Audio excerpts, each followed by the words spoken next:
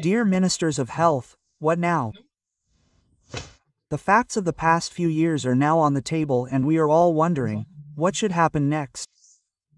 Welcome, dear viewers, to our format from the Scientific Committee. We asked ourselves this question and asked Dr. Müller to take a look back, lay out the facts and ask this question. What now? It seems as if the clock is ticking. We will start with the intro in a moment. Please stay tuned.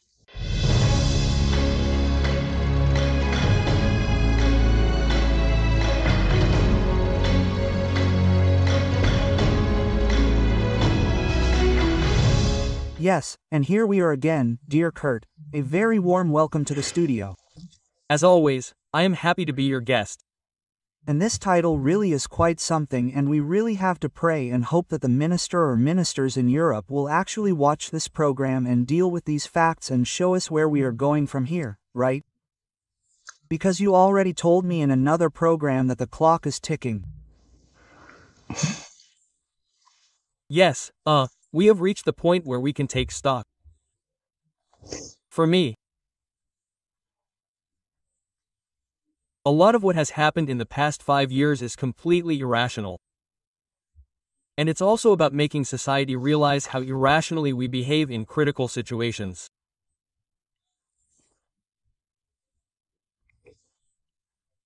At a time when there was little precise knowledge about what we were doing and what was to come, we had a plethora of experts who did the opposite. They proclaimed certainty about knowledge that they didn't have at all. And this uncertain knowledge was once taken up politically and was of course offered to us in the media on all channels, and no one qualified the certainty of the statements. Let me give you some examples. The epidemiologists in Germany, who spoke in the media, predicted a wave of illness that never materialized. A risk was predicted for corona that actually did not materialize.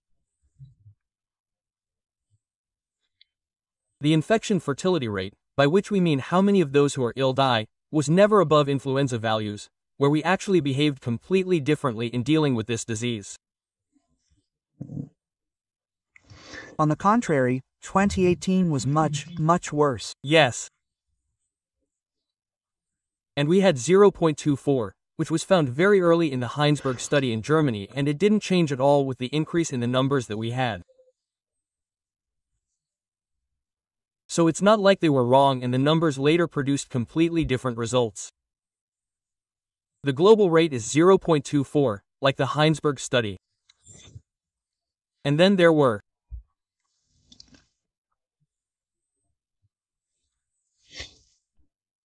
extremely renowned virologists who were on a TV show in August 2020 and predicted 1 million deaths by Christmas to a television audience of a few million people who watched it.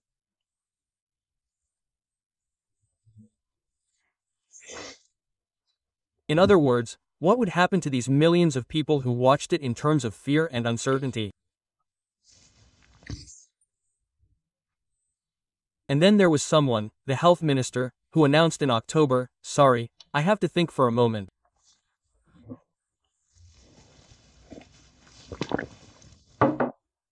Another 60,000 or 1,000 deaths from October to December.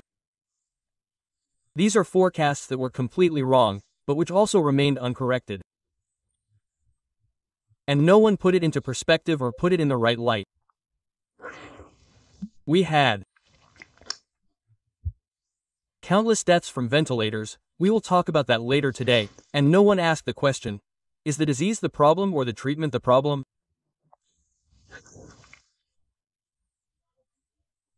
And in this mixed situation, we were informed, more intensively than I can ever remember, about the extent to which society was being bombarded. Now, I was also a member of the Risk Commission. That was in 2003 or 2004. Save yourself time searching and researching and browse through our holistic medicine database with the integrated Kaisana on Wikisana. And we worked together with various disciplines there, including sociologists, psychologists, doctors, and lawyers. So, the topic was how should a state strategically deal with risk situations?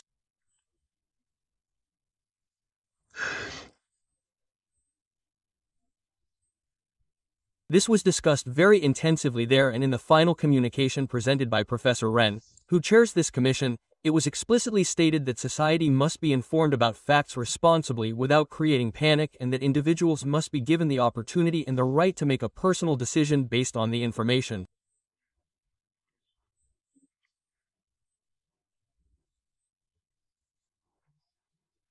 This was the result of this commission meeting, which lasted for a long time.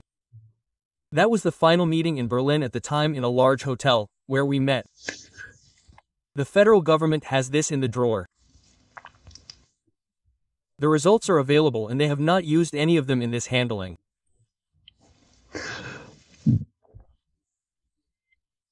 We are now in a phase in which we do not have to speculate, but can look retrospectively at what has proven to be true, what is unusual in the development, what do we need to think about. And I have now put together some images for this program that are as medically simple as possible. That means that they should be transparent to the layperson so that the layperson can then say, "Hello, something is wrong here." And you don't have to be able to think scientifically. You don't have to have worked in the medical field yourself to stumble and say, "Please, I would have liked to have explained that." Hence the title of this program. We are asking this question with this program, and what we want is the public discussion of such facts and also the explanation for what can be presented today. And I took out one image from the first one that already clearly shows this contradiction that we mentioned at the beginning. I showed how high the mortality rate was in 2020, when we had the most dangerous of all COVID-19s, namely the Wuhan virus. This Wuhan virus, I will explain later why, was actually the worst of all. With this Wuhan virus, we had 41,000 deaths in 2020. And I have shown the purple color in the image below for the vaccination rate, and that reflects the vaccination status. In fact, there were no vaccinated people in 2020, but I used 3% so that we can actually see this plateau. So there was nothing there. There were no vaccinated people and we had 41,000 deaths. Then the following year we had a significantly less harmful virus, the Omicron virus. And I only showed the increase from 40% because it is more visible visually, and at that time we had 80% of the population who had already been vaccinated. So now we have an increase in mortality to 46,000 in a society that is better vaccinated, that is confronted with a less harmful virus. I would like to explain how we explain this simple question. Yes, so with the medical measure and with the viral pathogen becoming less dangerous, we have simultaneously increased mortality. I would ask you, who announced it completely differently back then, to explain this to me. The source where this was investigated can be seen in the picture there. He is a statistician who worked this out, and, these are very solid data that I will come back to later. It should also be noted that in the first year, we had a high mortality rate in intensive care units as a result of ventilation. I will show you later to what extent this was the case. This means that we had many deaths that were possibly not caused by corona at all, but whose deaths had other causes. And although this rate was 41,000 in the first year, the mortality rate was higher the following year with the less harmful virus. And we will address the role that ventilation plays later. In the second phase, with the omega-3 virus, people died much more at home. These were no longer intensive care patients, but rather deaths at home, which then occurred partly because the ventilation technology gradually began to change and the things I mentioned were taken up to some extent. And in this picture, we see the problem of ventilation.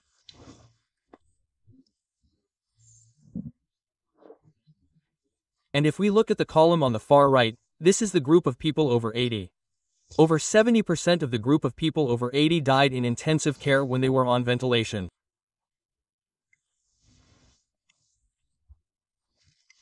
Below that are the numbers of people who were not on ventilation.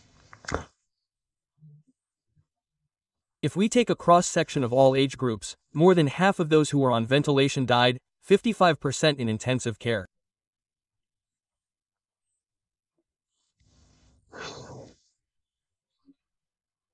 And of course, it is important to know that there was actually a publication on the topic of ventilation before Corona.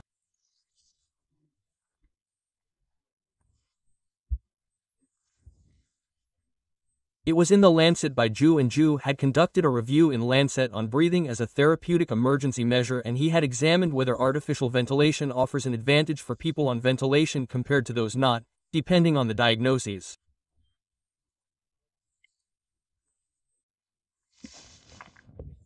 And a wide variety of diseases were examined. I will give you a few examples: heart attack, pneumonia, stroke. That means, if you look at diseases like these, where we can initially say that oxygen can't do any harm, that's a good measure. Does that provide an advantage for those who are on ventilation compared to those who are not? And then you can come to the conclusion, no, it doesn't. Those on ventilation have a worse prognosis over time than those who are not. You explained that to me in 2022. And that program was then blocked on YouTube twice. Yes, if we weren't allowed to say that, today, thank God, we are allowed to. Yes, I was blocked because of this work that we are now seeing, which I published internationally and for which I was also awarded. Then you have to imagine that I went through the review of this work in 3 weeks. A review often requires between reviews to explain it to the viewers. Review means, scientists check the validity and scientific accuracy of their own statements that they make. Such an examination takes time. And you're often happy if you manage to get between 3 and 6 months, to get it published. 3 months is already a good number. I had that after 3 weeks, because the scientists who were checking me knew of course what an important statement my work was making. And then I was later awarded. We said that back then, and I presented it in great detail in a program, and it went on for over 2 hours. You gave me 2 hours for the first time. Yes, and after 30 feature films. And after 30 minutes it was already blocked. Yes, exactly. And these are the things we have to question, because I have informed the individual institutions about this situation.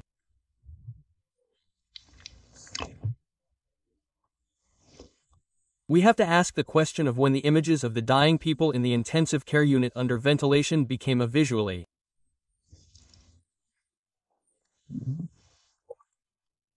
usable means of introducing the planned gene therapy as a vaccination to the population.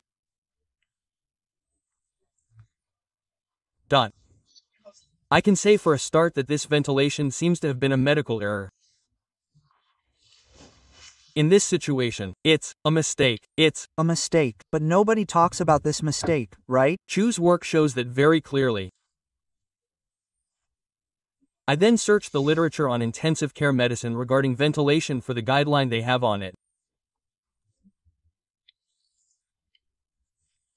Chu's work wasn't even included in the guideline, but this work was published in Lancet and not in some third-rate journal.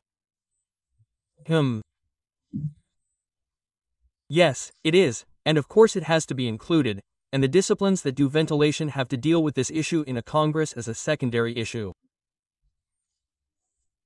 How did we proceed? How will we deal with this in the future? What do critics say? I think I should be invited to something like this. That doesn't happen. And if we don't do that, we won't come to terms with our own past, as medicine has always managed to do, not really come to terms with its own mistakes. So the big risk is that if something were to happen again and we were to go back to ventilation, we wouldn't learn from the mistakes. And that's exactly what we want to prevent with this review and also with this program. The entire process of coming to terms with the past aims to find out how we can avoid repeating the mistakes that were made and, above all, how we can get rid of the link between scientific institutions and political goals. So, we also need a structural change in this area. If we fail to achieve this, science can always be misused for political purposes, no matter in which direction. And of course, we also have the challenge of talking about this in the field of science. How can we ensure that we do not simply participate ignorantly because it is more interesting for our own careers to be on the side of power than on the side that objectively represents an opposing opinion?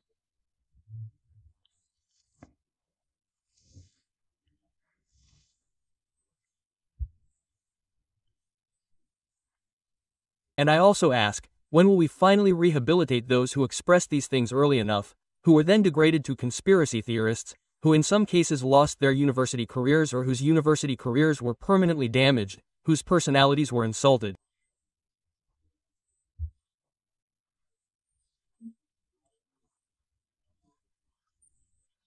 I also asked the federal president, because he had taken a very one-sided position during this time and appealed to our conscience from the perspective of morality and ethics. What he said was wrong. So people like that are also called upon to take action and, we simply have to start cleaning up among ourselves. I think this rehabilitation in particular is incredibly important, because it really hurts me how many people have had existential problems, have had them, have been formed. I also think of Stephen Hawking, for example. Yes. He is now being accused of not being able to have known at that point in time. But he did. He is a toxicologist, immunologist, he was able to assess it and now he just tells me, no, he made his prediction too early. What stupidity, right?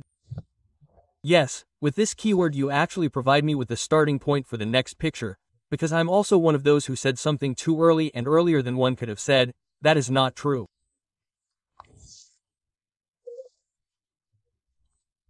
Because Harder and I are among those, like me, who have been dealing with immunological reactions for 25 years, and I have already done a program together with Haz and we simply had a foundation on which we could make relatively good prognoses.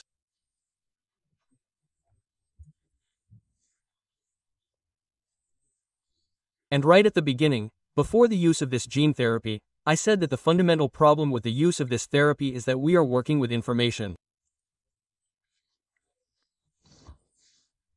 And with the classic vaccines, we have worked structurally so far.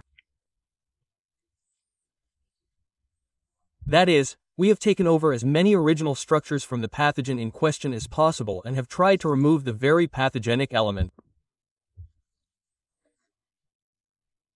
So when I gave this to people, they were structurally well informed about the pathogen without becoming ill themselves. That is a broad range of information. I tell Leinen that we have to think like a criminal investigator. I have a perpetrator and the more precise the description I give the detective inspector, the better his chances of catching him.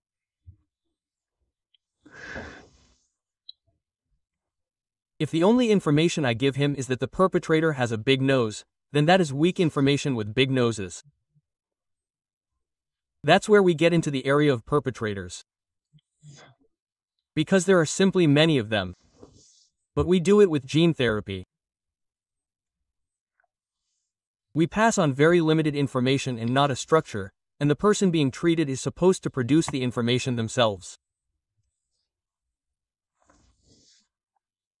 And I described this very early on in my book, which I wrote during the first lockdown in 2020.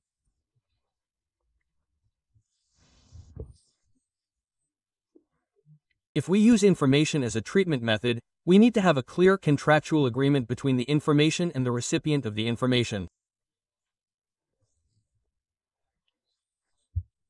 That means I need to know that if I put information in your upper arm, the information will reach cell XY and this cell will feel addressed and start working.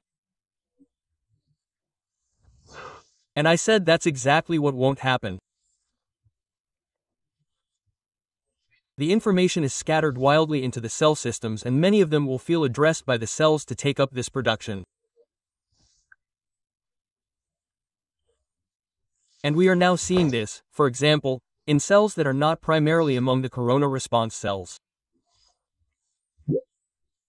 When it comes to the response of viral pathogens to organs or cell systems, we have individual profiles of the four. So not every virus affects all organs. If I take the Coxsackie virus, it affects the diaphragm. Virtually no other viral pathogen affects the diaphragm. But it also affects the heart muscle and the brain. This means that these profiles also allow us to recognize which virus I might be dealing with clinically. And the moment I have a virus as a disease, this virus will address its classic cells that belong to its disease profile. But if I only provide the information, it suddenly affects all cell systems. And we may explore this in other programs, how completely different organs or cell systems are suddenly involved, which have no place in the process, and how such information then becomes uncontrollable.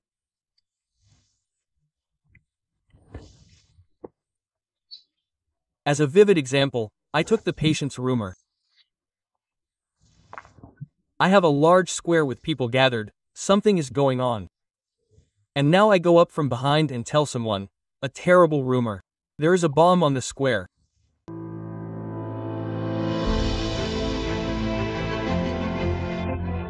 Watch Quest 24 without commercial breaks on Wikisana and use the world's unique AI search query. Ask your individual health questions and benefit from exclusive programs. Then I can pay attention to what happens as a result of this rumor. There is nothing going on at all. But the rumor, and this is how we proceed with this information of vaccination, we spread a rumor into the body and let it spread like wildfire, and now we are in the middle of the wildfire that we have triggered and have to see how we can cope, and completely new challenges are emerging for us.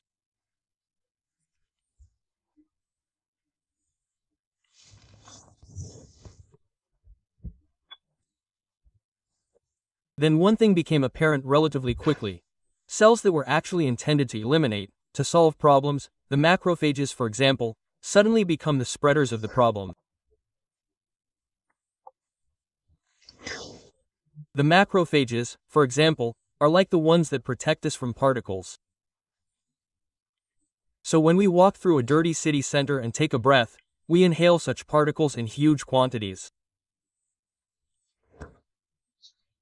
In the past, these were large particles that we could filter out with the aid of the trachea and bronchial tubes.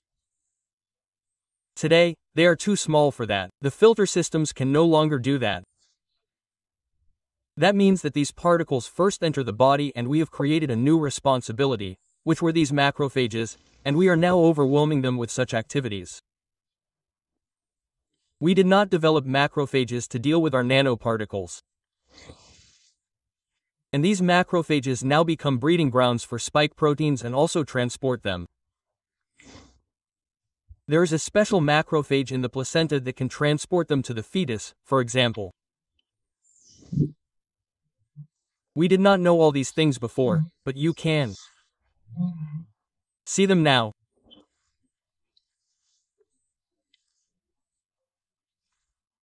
And then, we now know that exosomes are small spheres. I would like to call them packages. They are our parcel post in the body, and we pack things we need into them to transport them.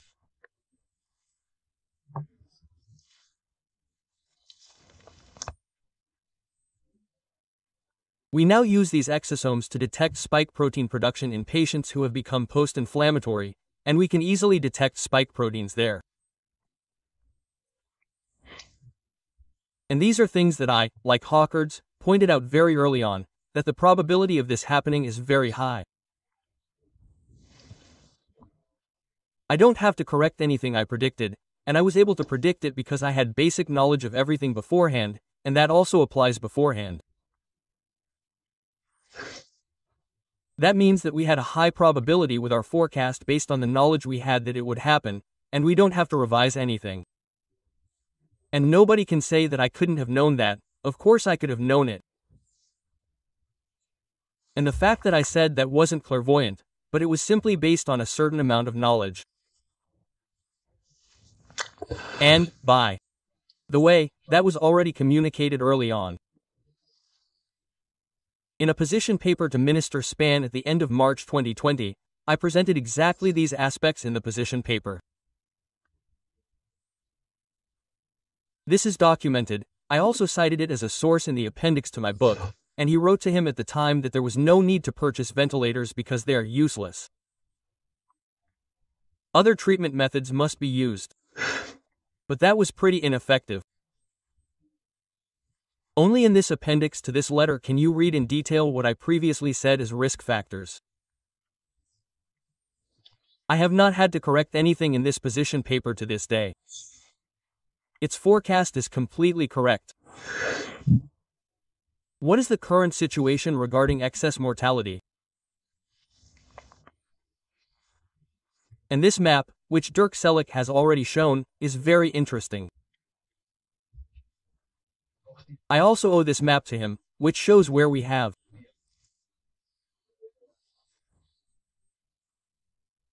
good therapeutic treatment of the population and booster shots, and where is excess mortality high. And what would we expect from a measure? The measure must lead to a reduction in risk, then it is a good measure. The opposite is the case.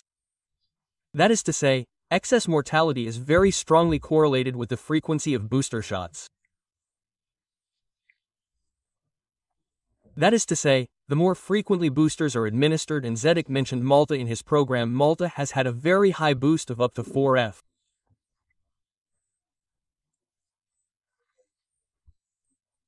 Boosters, and now has an excess mortality of over 50%. And here in Europe, it's not quite as drastic, but it's still clearly visible in the countries where vaccination accuracy was carried out the least stringently. And I apologize to the audience for using the word vaccination. In this context, I mean a therapeutic measure, which is not the same thing. But the term was simply introduced. But let me make it clear what I'm talking about. Is Malta also being discussed now? You can't just ignore these high numbers, or even here. We already have a clear line within Germany. The population of the eastern federal states was less easy to convince. In my opinion, there are historical reasons for this. Yes. They understood early on how to remain inconspicuous in a dictatorial system and yet not go along with everything. You can also see that in the purely German graph, that the federal states, the old ones, were much more obedience-oriented, yes. And the population of these countries has always walked such a tightrope.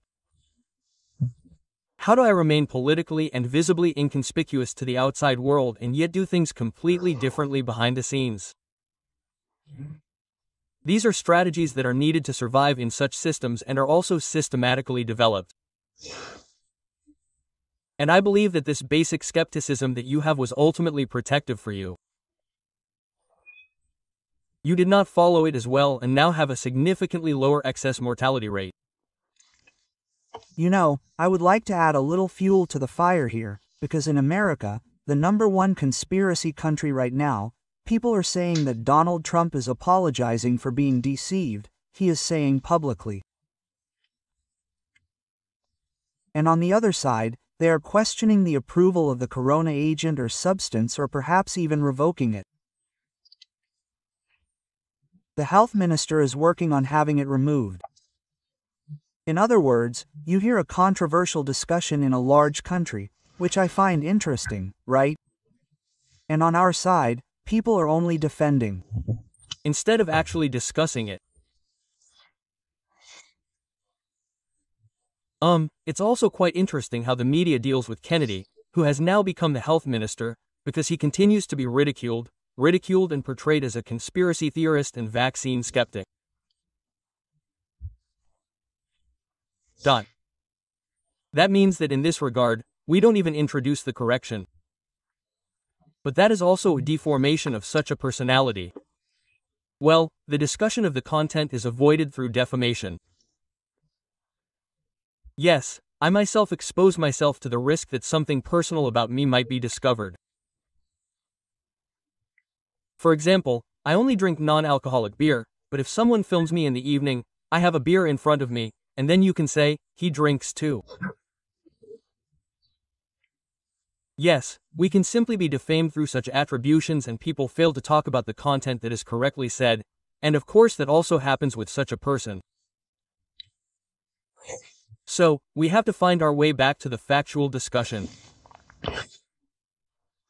And now in the next picture I'll show you an image that really affected me deeply and that I'm showing for the first time in this program. It's the frequency of sudden unexpected death. This diagnosis has been around for a long time and is also documented. And what is it about?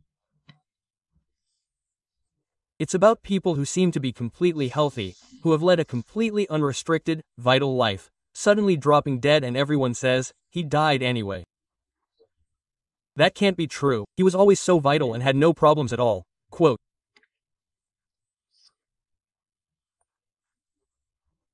So these cases occur with a certain statistical accumulation, and I have documented them here since 2016, and the frequency of cases has been very constant in Germany at 14 to 17 cases per day throughout Germany. So every now and then someone drops and people ask, how can that be?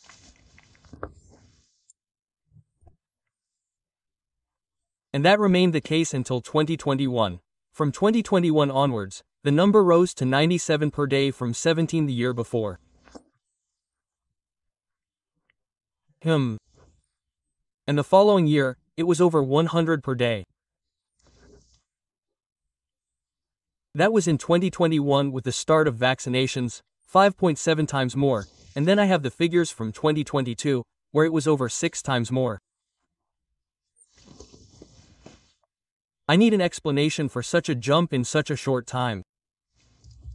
Yes, such trends can perhaps develop over periods of 10 or 20 years. I don't want to rule out that something like that is possible. But if we have a jump of this kind within a year, and this year does not prove to be an exception, but is even exceeded next year, then I have to ask the question, what does this correlate with?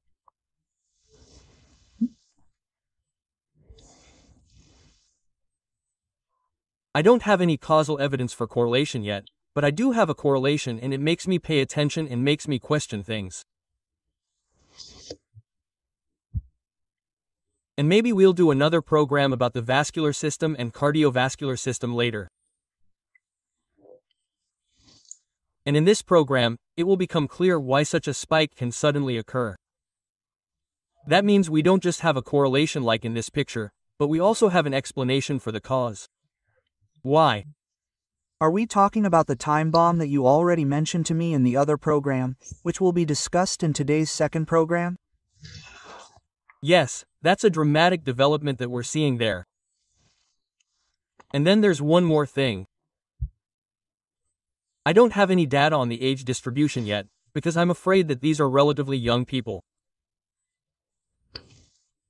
Yes, when it comes to mortality, we have the very old in the foreground. We have 35-year-olds, 40-year-olds, 45-year-olds among them. That means that these are people who we urgently need in our country for purely social and economic reasons, and who also lose knowledge when such people die.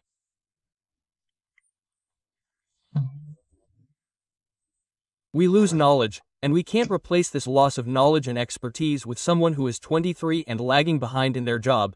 They have to acquire it first. So this is a loss from very different aspects within our society.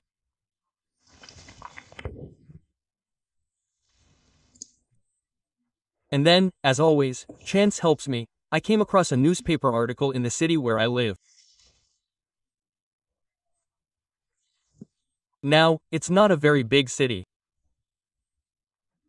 Kemptenen has 70,000 inhabitants, and yet what I saw or read there is very interesting. It's also interesting because the journalist who published it didn't interpret it in a special way. And it's about how the birth rate and the death rate behave.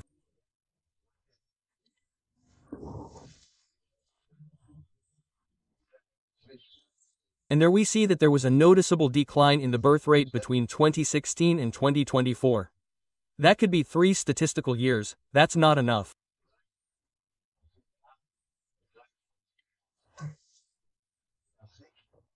Then we look to the right, that's the death rate, and then we see that there is a constant increase and that the number from 2020 to 24 is a significant increase. What can be done? And the journalist didn't do that, but I did, and I'll show you in the next picture.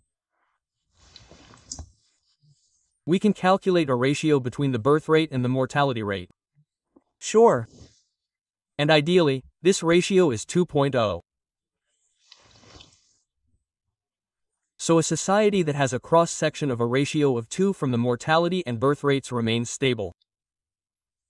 So, it doesn't need an influx or anything like that. Kempten wasn't quite optimal in 2016 with 1.85 or 86, I think. And that wasn't too bad either. That can actually be compensated for by individual people moving in. A city like that can stay stable. And then in 2020 we had a slight decline to 1.73. And that was the year of ventilator deaths. And then suddenly there's a jump by 2024 and the ratio drops to 1.31. That's a drastic drop. About 25%, which certainly needs some explanation. If this trend continues, society in this city will not remain stable. Yes, the mortality rate exceeds the birth rate by a significant margin. We will take a closer look at why the birth rate has fallen so much. One could say that there are reasons for concern and fear during the corona period, which led people to say, let's not have children now. But there could also be other reasons. We will look at that in a moment. So, we have a decline in this ratio that can only be explained by a particularity of the situation and not by a trend that has simply developed over 10 years. That is too rapid a change. And then there is this study that I cited here, which is extremely interesting. This publication examined over 19,000 women who had been vaccinated and who did one thing.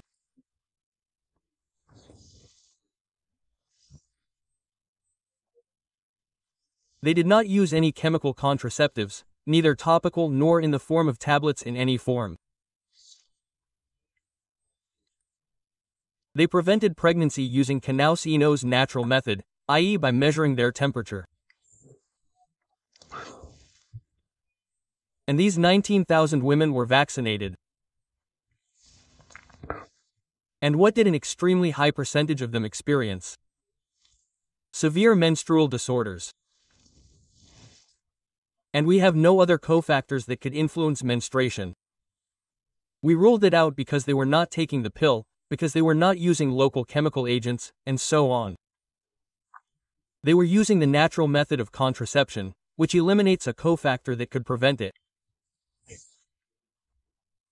The only new measure they had was the vaccination, and they had severe menstrual disorders.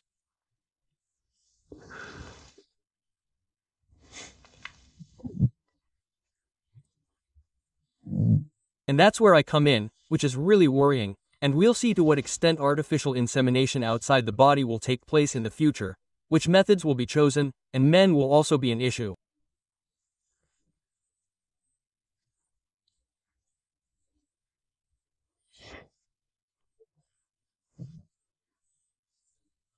In other words, to what extent will women no longer be able to provide fertile eggs of sufficient quality or in the required number at the egg stage?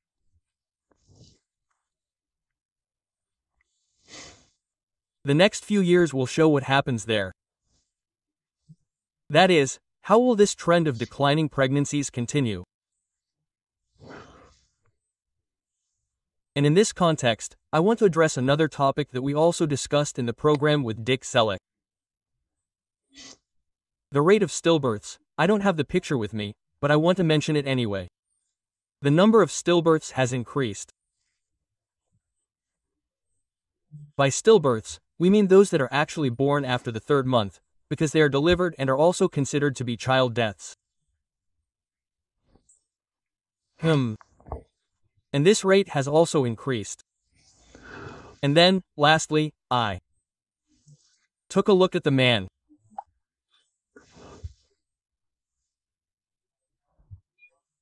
And I saw this problem very early on with Professor Berg, who unfortunately passed away, the pathologist, who was one of 2. There were 2 pathologists who looked into what happened as a result of the coronary therapies.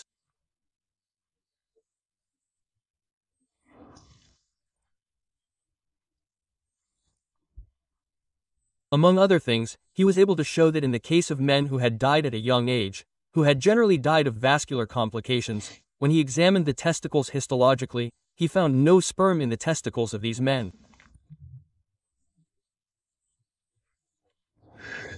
Now, these are deceased men. I would like to clarify that they are deceased men. We do not yet know whether such men who were damaged by the vaccine but did not die also have this extent of damage to their testicles. However, the figures from the next few years will show us to what extent this can lead to difficulties when people want to have children.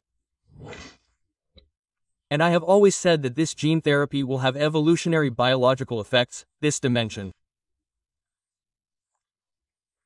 So it is not just about the individual cases that we have, but because of its worldwide application on such a large scale, in my opinion it will have evolutionary biological consequences. And when I presented these testicular findings together with him in Metzingen, he unfortunately passed away shortly afterwards. Even as someone who has seen and knows a lot about this topic, you leave feeling quite uneasy and, for me, I'm also surprised that such data is not recorded in the medical profession itself. Yes, and I think that will make everyone scratch their heads. And when the word azoospermia is mentioned there, which I have to explain for the audience, it is the technical term for a lack of sperm or a low sperm count. It does not necessarily have to be spermless. We know that if the sperm count drops below a certain number, the probability of fertilization is extremely poor. And we have been seeing this trend of reduced sperm density for a long time. Even before Corona, we had reached values of around 50% sperm density compared to 20 years ago. So this trend is there, but it has probably now experienced another blatant slide into the negative range.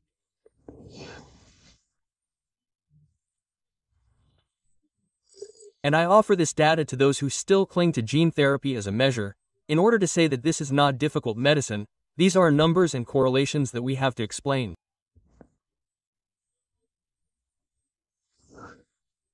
And I appeal to my colleagues and professional associations to finally face up to the substantive discussion of such data.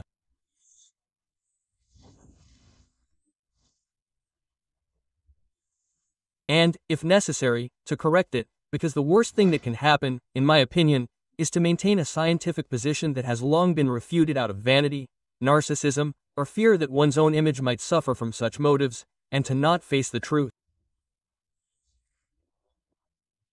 We know this from previous totalitarian systems. We know it very well from our own in Germany. And what is a very depressing result for me, I have researched the extent to which doctors participate in systems of power. And these are the doctors on the front line. Yes, that was not the first time. Gee, I've read exactly that before. Around 1930, 40, it was exactly the same.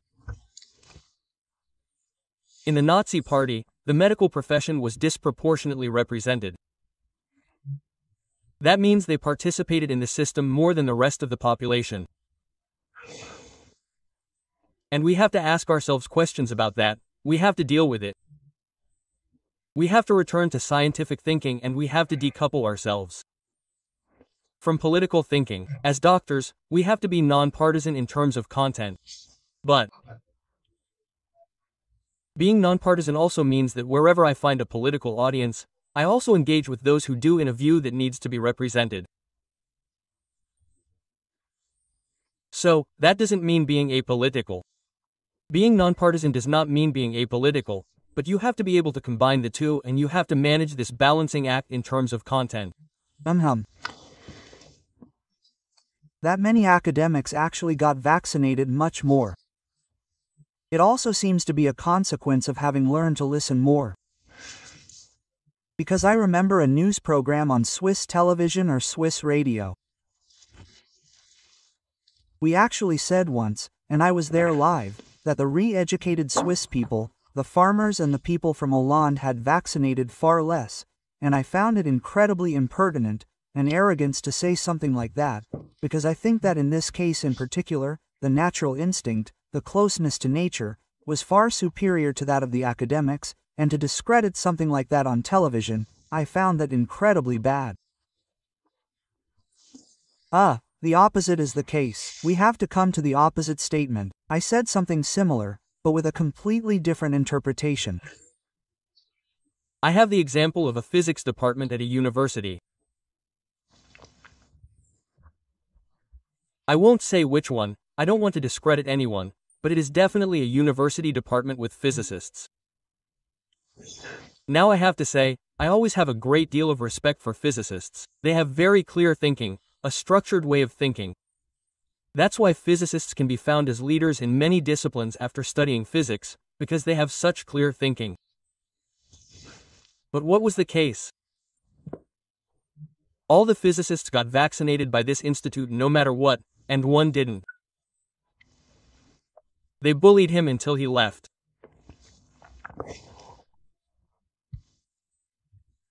And then I said, you wouldn't sell this gene therapy to an Algar farmer as easily as you would to these physicists, because he knows that when something new comes along, it doesn't always turn out the way you initially predicted.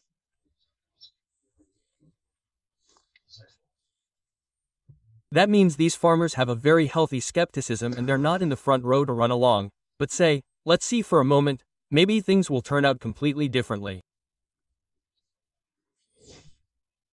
This skepticism implied a natural, sensible behavior.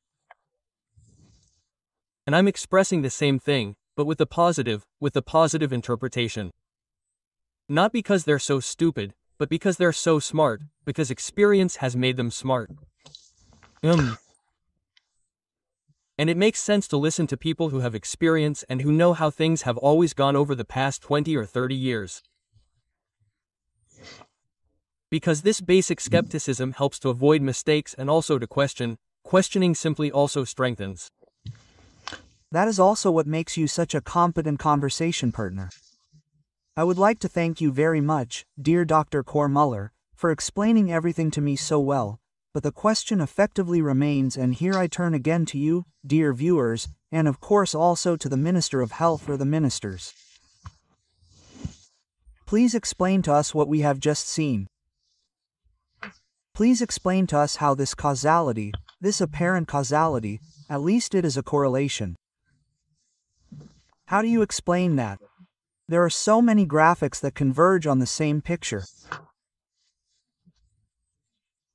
And when I think about the fact that we also have subsequent problems due to this vaccination, possibly also in the blood vessels, there will be another program about that, then it seems like there is a time bomb here, a ticking time bomb that could trigger many more problems.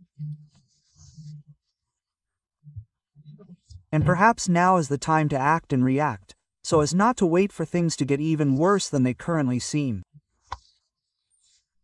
So please explain this to us. I would like to cordially invite you to a program with Dr. Müller, where we can openly discuss this and see how we can somehow put these figures into a meaningful picture. Thank you very much, and to all the viewers, and I wish you all the best until another time and on Wir Tilburg Meteron.